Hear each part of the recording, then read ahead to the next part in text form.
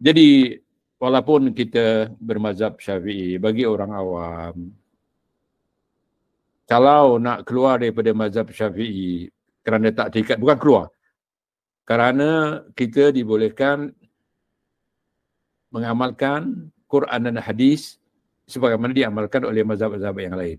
Tapi nak mengamalkan, saya nasihatkan fas'alu ahla dzikri in kuntum la ta'lamun. Tanyalah kepada pakarnya jika kamu tak tahu. Sama ada dalam bab tasawuf, dalam bab fikih, dalam bab akidah, dalam bab-bab ulum yang macam-macam nama, ulum Quran dan sebagainya. Kamu jangan rendah, tanyalah.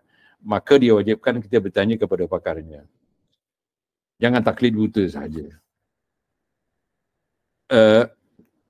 Ahlu zikri sepakat, dia katakan bahawa ulama. Ahlu zikri adalah ulama. Tapi jangan tanya ulama bid'ah. Kalau tanya ulama bid'ah, masalahnya sekarang kita tahu di mana ulama sunnah dan ulama bid'ah. Ya, kalau ulama bid'ah tentulah jawapannya benda-benda yang bid'ah. Kalau ulama sunnah, insya-Allah antum selamat. Jadi kita tidak boleh dengan taklid buta.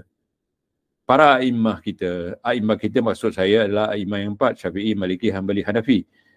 Kalau kamu sudah taklid, kata mereka seolah-olah kamu sudah memansuhkan ayat Quran yang menyuruh kita ittiba.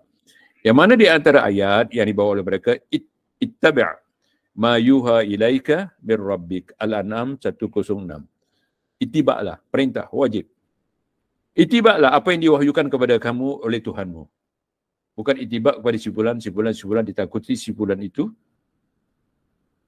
memfatwakan fatwa yang haram ataupun yang dikatakan oleh Adi tadi, ataupun dia katakan Rasulullah bahawasanya orang Yahudi dan Nasrani menyembah betul-betul agama mereka kerana mereka bukan mengambil hukum daripada Quran hadis tapi daripada fikiran mereka.